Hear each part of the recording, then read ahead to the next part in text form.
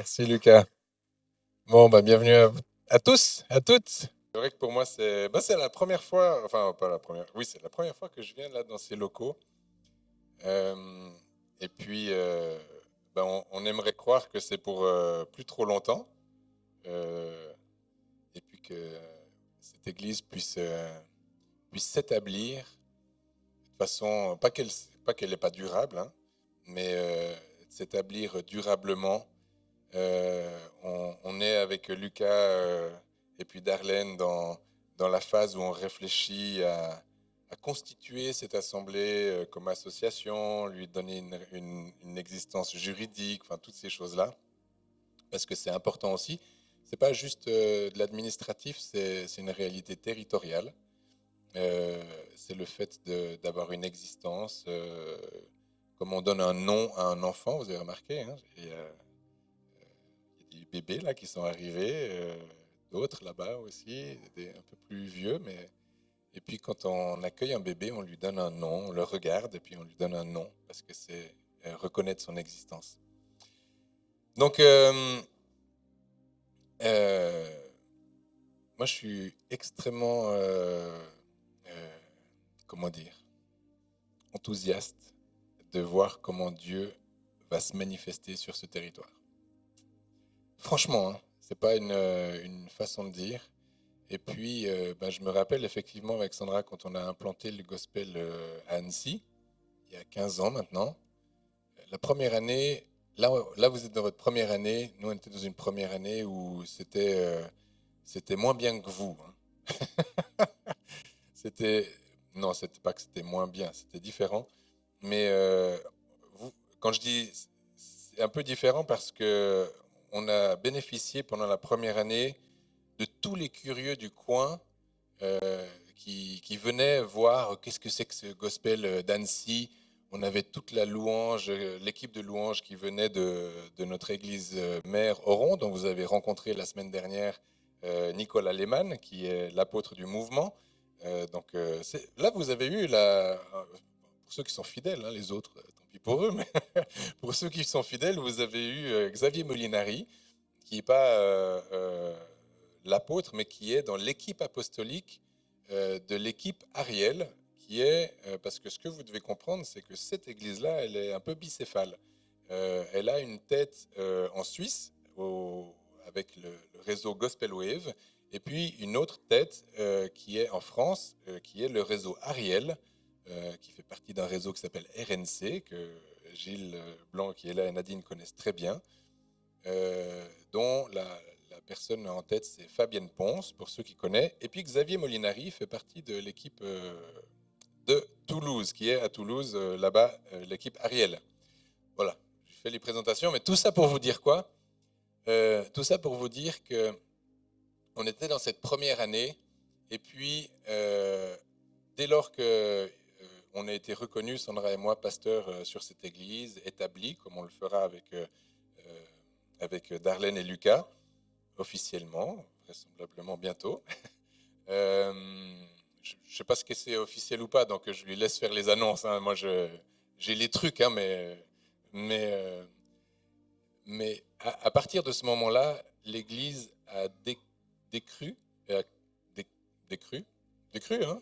Elle a diminué euh, au point où on s'est regardé avec Sandra, on s'est dit peut-être qu'on a un problème. Mais on était peut-être à peu près 80 comme ça, puis on est arrivé jusqu'à 15. Et puis Sandra et moi, on est 8 en famille, hein. Donc autant vous dire que, que c'était un peu effrayant, un peu déstabilisant, mais c'était nécessaire. Nécessaire parce qu'en réalité, il y avait un passage de témoin qui était en train de se faire. Et puis ce passage de témoin, c'était comme si euh, la, la, la vision devait venir se planter. Et puis ça, elle a commencé à partir du moment où on a pris un peu les rênes de l'Église.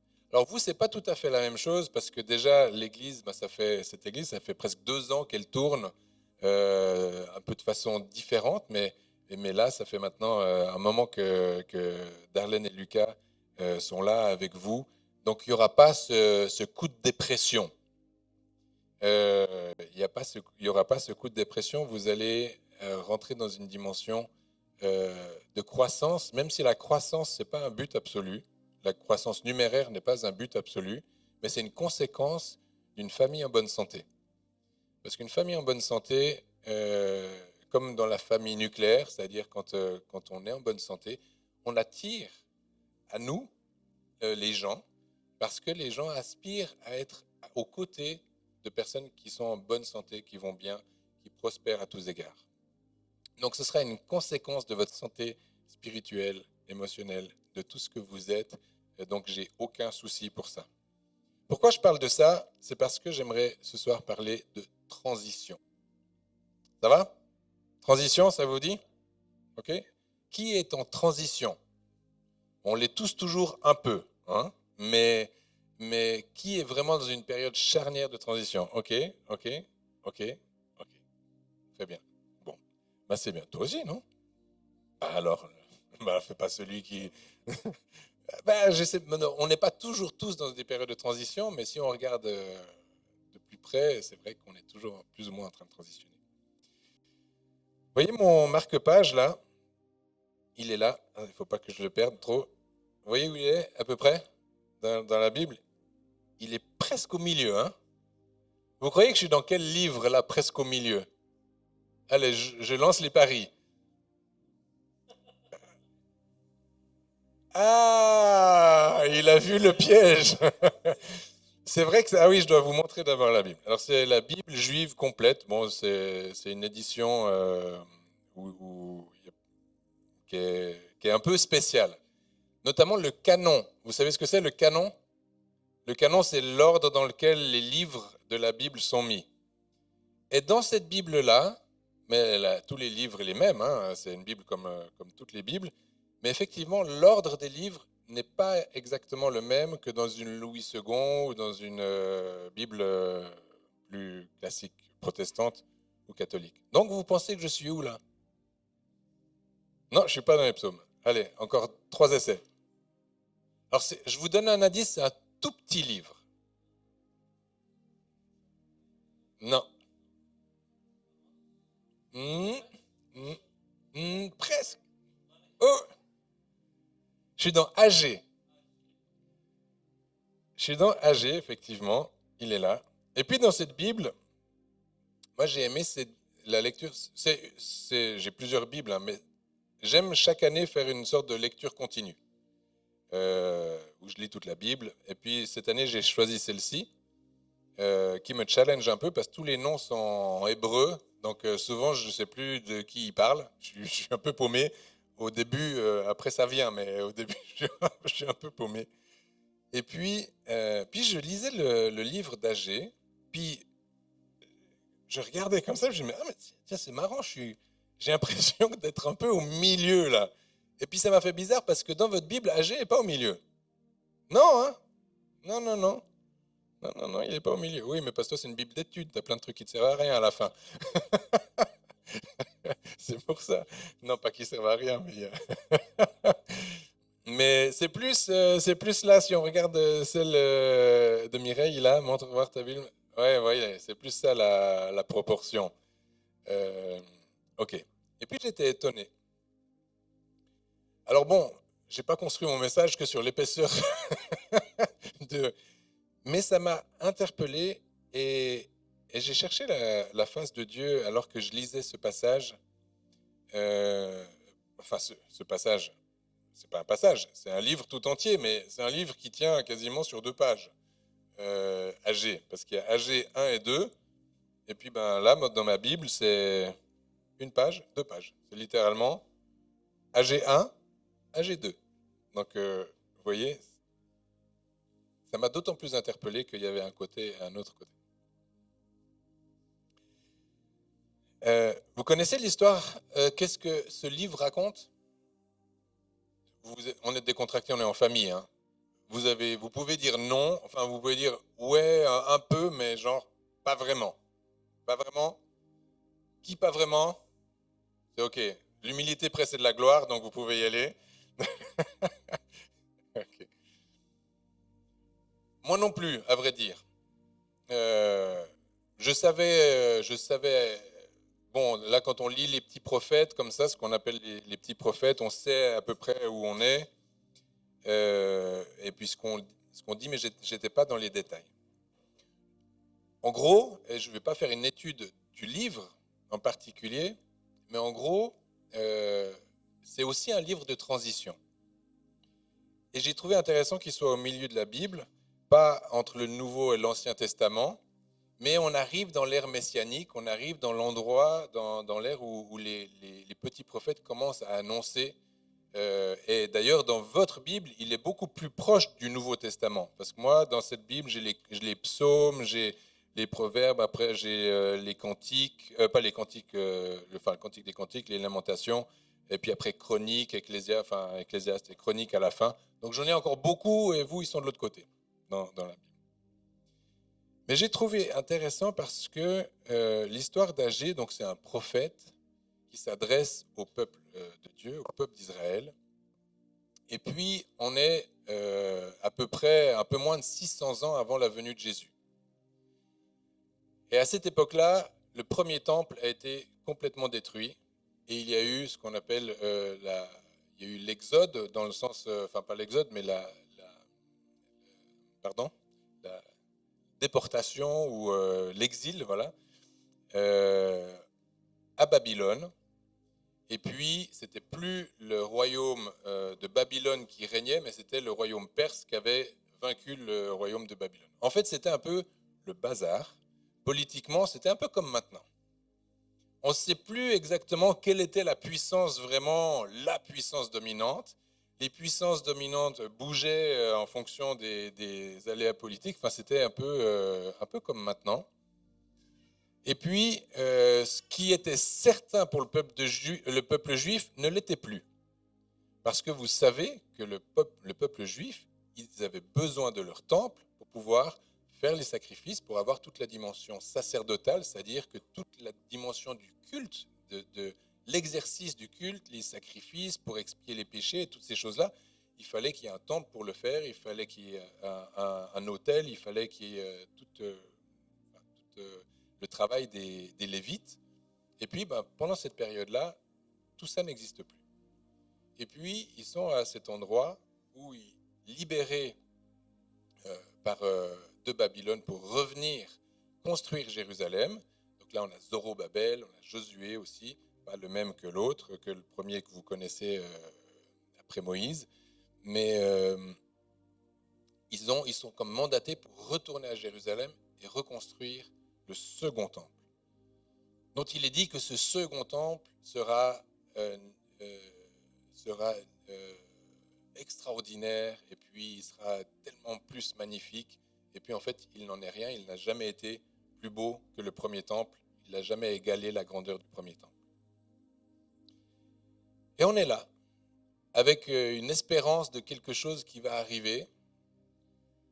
Et dans ce livre, ce qui est intéressant, c'est que vu qu'on est sur cette transition, vous voyez bien que sur l'échelle de l'histoire, à 600, un peu moins de 600, 550 ans avant Jésus, c'est pas très proche, mais c'est pas très loin non plus.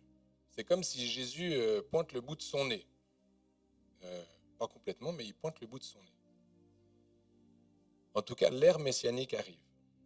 Et puisque ce sur quoi Agé met le doigt, c'est qu'il dit attention.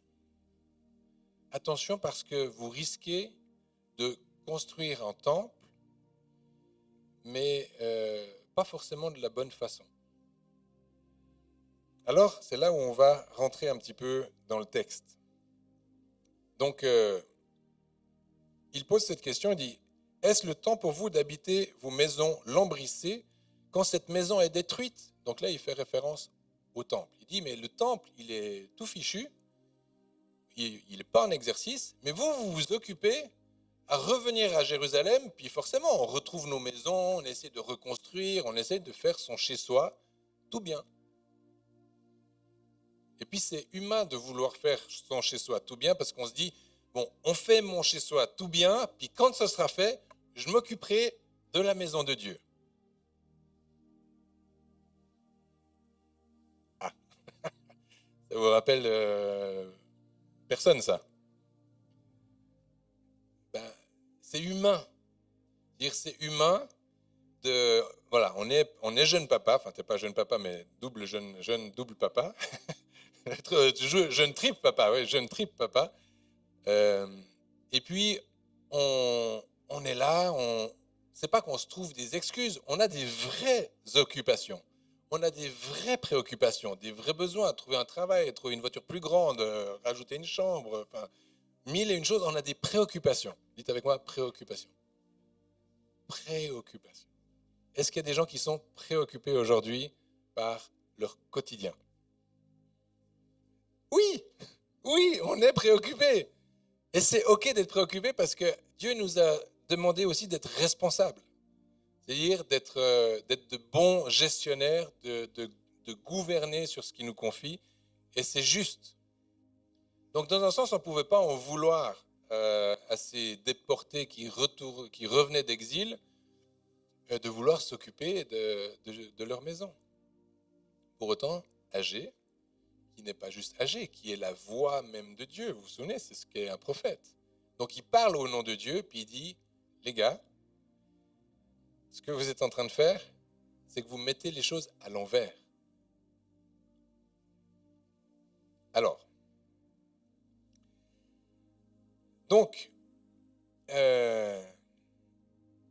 Agé, qu'est-ce qu'il fait? Il pose une autre question. Il dit, si quelqu'un souillé par un cadavre touche toute chose, seront-elles souillées? C'est-à-dire, si tu touches un cadavre ou quelque chose qui est souillé, si tu touches quelqu'un, est-ce que cette personne-là va être souillée également?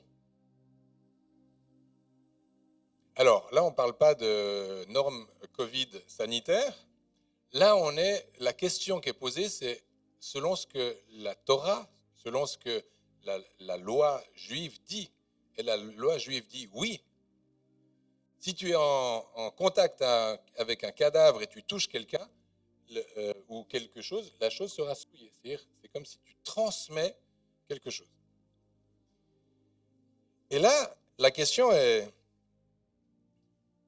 Donc là, on est dans AG 2, verset 13. Et AG 2, verset 14 dit « Ainsi est ce peuple devant moi. Tout ce qu'ils offrent est souillé. » Pourquoi? Ben, tout simplement, il n'y avait plus de temple. Il n'y avait plus de sacrifice. Il n'y avait plus d'office, c'est-à-dire il n'y avait plus de possibilité, de façon d'avoir une expiation de mon péché, d'avoir une expiation finalement de me sanctifier. Il n'y avait pas cette façon. Vu que le temple était hors service, un peu comme l'ascenseur, tu arrives, tu montais hors service, bon, ben, je monte à pied.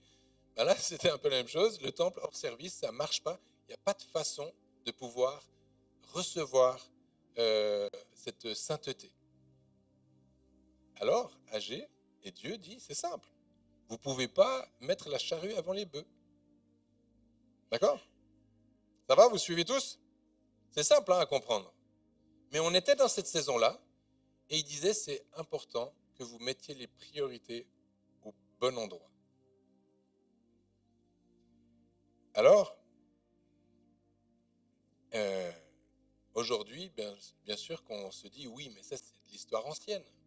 C'est de l'histoire ancienne parce qu'aujourd'hui, on a Jésus-Christ qui nous a, lui, lavé de tous les péchés. Il a fait le sacrifice ultime. Et puis, on n'a plus besoin de temple. Ah, on a encore besoin d'un temple. Ah, voilà. Alors, on va y venir. On sait maintenant que ce sont nous, les temples, ou le temple de Dieu, nous sommes le temple de Dieu. Alors, est-ce que cette parole est toujours valable pour nous aujourd'hui?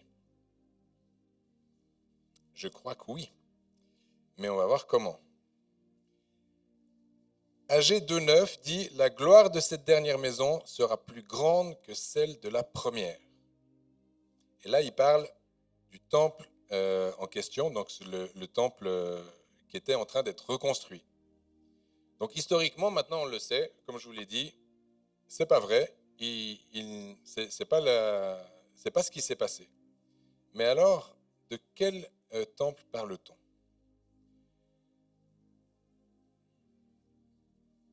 J'aimerais vous faire une transition, je vous ai parlé de transition.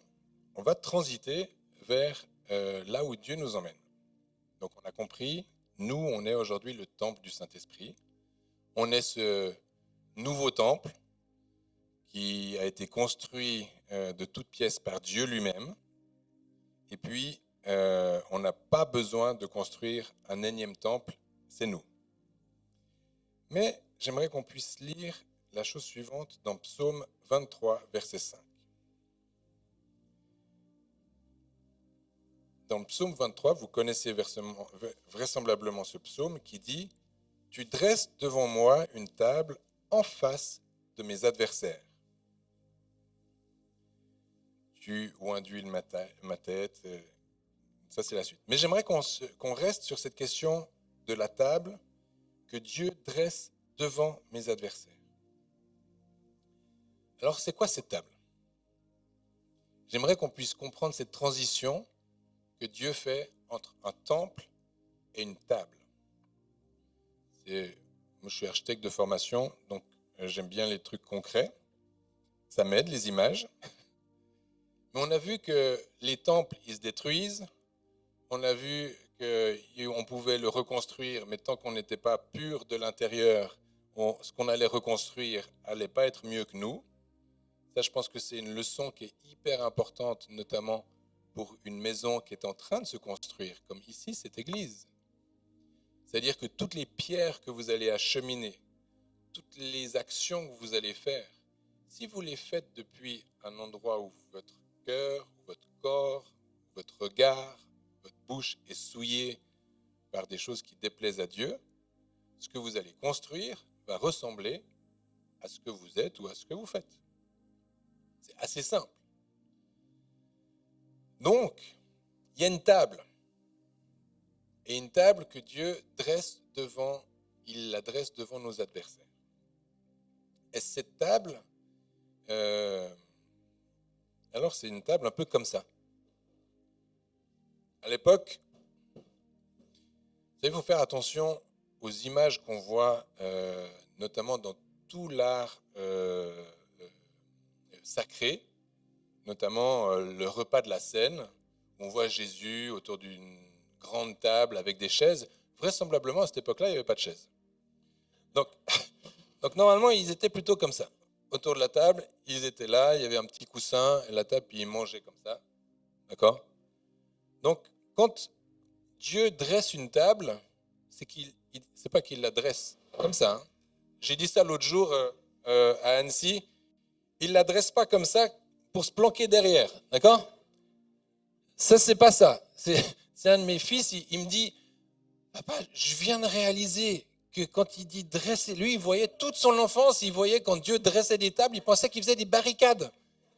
Il pensait que c'était mai 68 version, et il pensait que Dieu dressait des tables au point où on pouvait se planquer derrière, et comme ça, on était tranquille. Les adversaires ne nous touchaient pas. C'est pas ça.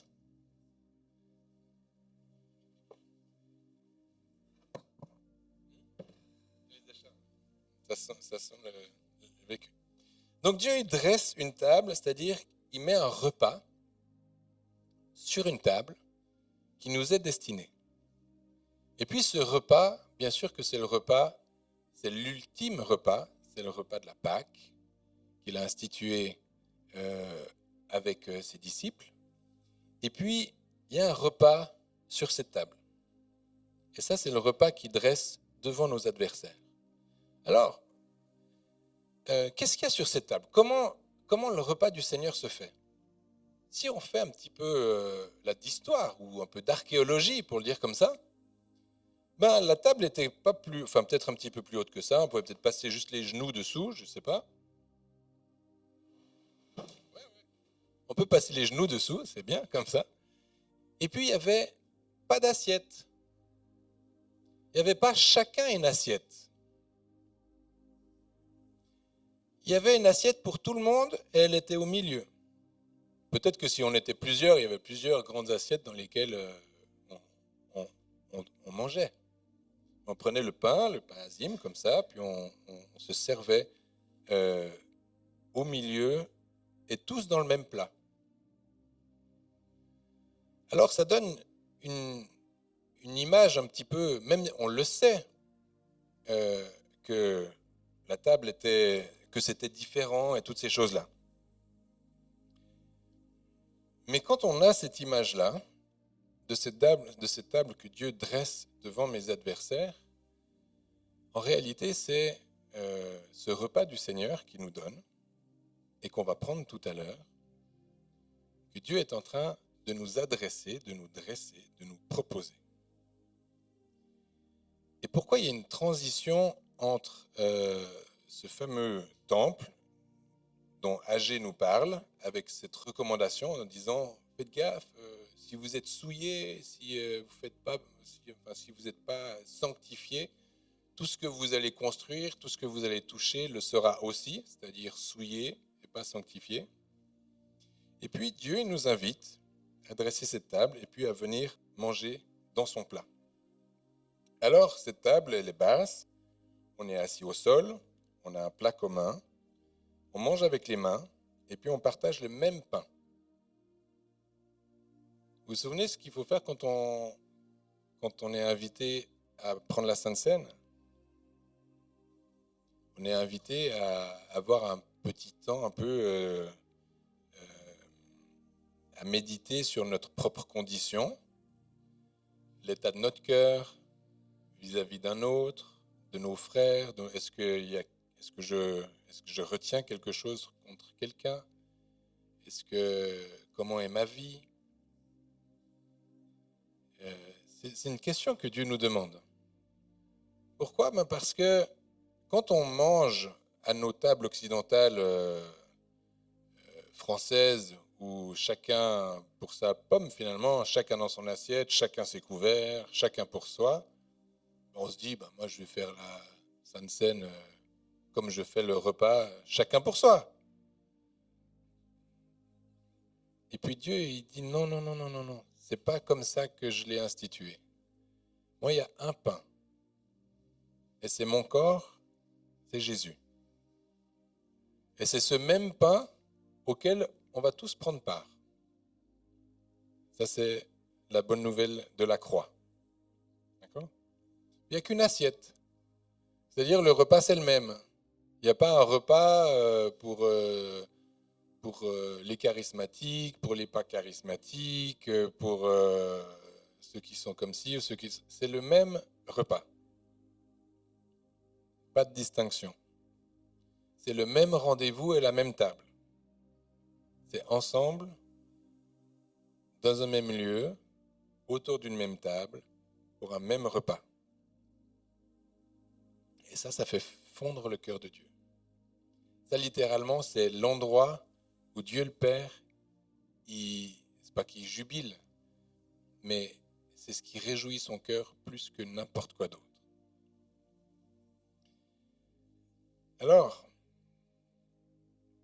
c'est exactement ce qu'on va faire aujourd'hui, c'est prendre un temps de Sainte Seine dans cette réflexion que j'aimerais vous donner ou vous partager ici dans cette maison, parce qu'en réalité, le projet de cette maison, c'est de faire de cette maison une maison de paix, une maison d'unité, une maison d'accueil, c'est-à-dire où il y a toujours de la place. Ce qui est intéressant quand il n'y a pas un certain nombre d'assiettes, c'est que tu peux toujours créer de la place autour de la table. Tu te sers un peu, ou tu peux même, à la limite, tu peux même laisser ta place. C'est pas grave, si tu as le bras long, tu peux aller piocher dans l'assiette qui est au milieu. Mais on n'est pas en train de compter. Et on n'est pas en train de regarder celui qui manque, dans le sens, il manque. Le cœur, c'est pas ceux qui sont autour de la table, c'est la table. Le cœur, c'est Jésus. C'est comme si aujourd'hui, le pasteur, il dit, oh là, j'invite Julien, si toutes les chaises ne sont pas pleines, qu'est-ce qu'il va penser? Ça va être compliqué. On doit gérer un peu ces choses qui sont des choses un peu mondaines comme ça. Alors que là, autour de la table ce soir, il y aura tous ceux qui prennent part au repas. On sera tous là. Il n'en manquera aucun.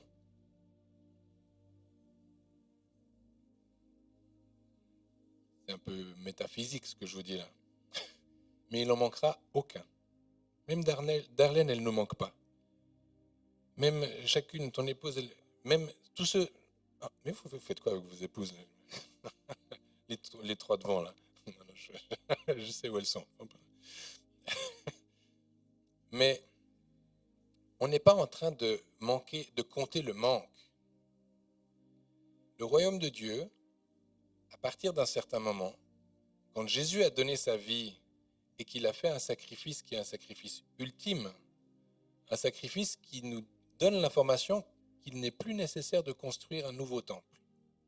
Parce que le temple, c'est moi. Le temple, c'est toi. Le temple, c'est nous. Et il n'est pas, vous avez remarqué qu'il n'est pas figé dans un lieu.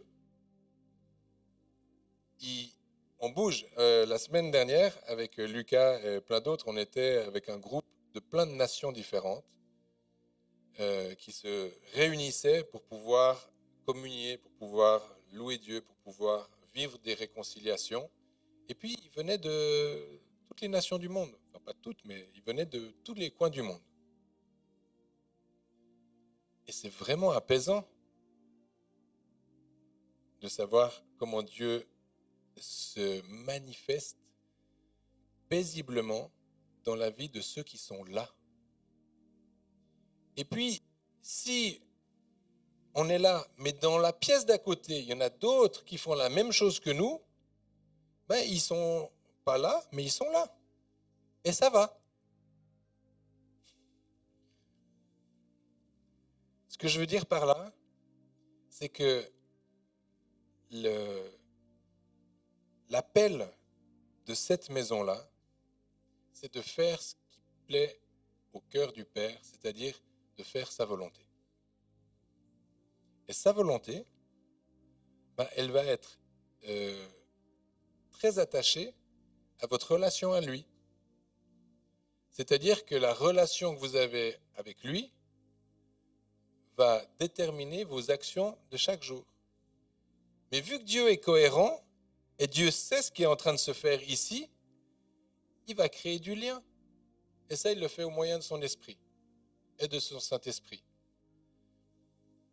Et la paix qui peut venir dans cette maison, c'est que quand on marche dans l'esprit d'un même accord, ensemble, comme cet endroit de la Pentecôte, dans la chambre haute, il y a une joie, il y a une ivresse, il y a une abondance, il y a quelque chose qui plaît au Père tellement qu'il envoie son Saint-Esprit. Je ne sais pas si vous arrivez à saisir ce que j'essaye de vous transmettre, mais j'essaye de déclarer un esprit de paix dans cette maison. Où la compétition, ou la tentative d'avoir des stratégies, je ne dis pas qu'il faut être bête, hein. Je pense qu'il nous a donné un cerveau, c'est aussi pour l'utiliser. Mais là, tous ceux qui étaient en train de vouloir reconstruire Jérusalem, de vouloir reconstruire le temple, ils avaient un cerveau, hein. Et je pense qu'ils avaient un cerveau bien fait. Mais ce n'était pas ça le sujet. Le sujet, c'était qu'il fallait qu'ils passent au travers du sang rédempteur, pour pouvoir faire la volonté de Dieu. Sans ça, c'était une construction vaine. C'était une construction qui ne plaisait pas au cœur de Dieu. Donc nous, dans cette maison, on va passer régulièrement au travers du sang. Vous voulez? Oui? Alors, cette table, celle que Dieu dresse devant mes adversaires, elle est dressée donc devant l'accusateur. Donc ça, c'est l'ennemi, c'est le diable devant l'ennemi, devant celui qui nous culpabilise, devant toutes les œuvres que l'ennemi fait. et puis aussi devant l'échec du second temple. Ce que je veux dire par là, c'est l'échec de la pression de vouloir bien faire, l'échec de tout ce qui concerne le fait de s'entêter ou d'essayer de faire par nos propres forces, d'essayer de s'agiter. C'est facile à dire, c'est plus difficile à faire, je vous assure. Parce qu'il y a toujours un chrono qui tourne. Il y a toujours des obligations.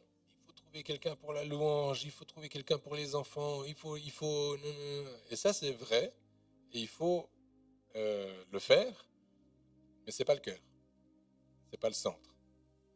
Le centre, c'est des cœurs, des vies qui sont passées au travers du sang. Et chaque fois qu'il vous sera posé la question de faire quelque chose, d'être dans l'action, vous, votre rôle et le rôle de chacun, c'est de la même façon que quand je vais prendre la Sainte Seine, c'est de nous questionner sur notre proximité avec Dieu le Père. Et si je suis loin de Dieu le Père, c'est parce que je suis éloigné de Christ. C'est assez simple. C'est-à-dire, si je ne tiens pas Christ dans la main, je suis loin de Dieu le Père. Vu que c'est lui qui m'y amène. C'est lui qui me montre le chemin. C'est lui qui m'ouvre la porte. C'est lui qui me montre la vérité. C'est lui qui... Enfin, c'est tout ce que Jésus est. Ça va? Alors le diable, il t'accuse, tu es impur, tu contamines tout. Et puis le Père, il répond, assieds-toi, passe par le sang et mange. Donc il y aura toujours ces voix qui vont venir nous accuser. On ne sera jamais assez bien. Il y aura toujours des choses que l'ennemi va vouloir vous dire, vous accabler. Et quand c'est chaud, quand c'est compliqué, ce sera le rôle de votre pasteur, de vos leaders, des anciens, s'ils sont sages, s'ils ont de la sagesse, c'est de prendre par la main et dire, viens, on va repasser par le sang ensemble, s'il faut. Parce que c'est le sang qui libère, c'est le sang qui guérit, c'est le sang qui délivre, c'est le sang qui fait cette œuvre que nul n'est capable de faire différemment. Amen? Vous pouvez dire amen à ça? Ok. Alors, on va s'arrêter. Il y a les enfants qui arrivent, c'est ça? Ça va? Tranquille? J'ai pas d'horaire, donc je vais pas regarder, mais on va. J'arrive au bout.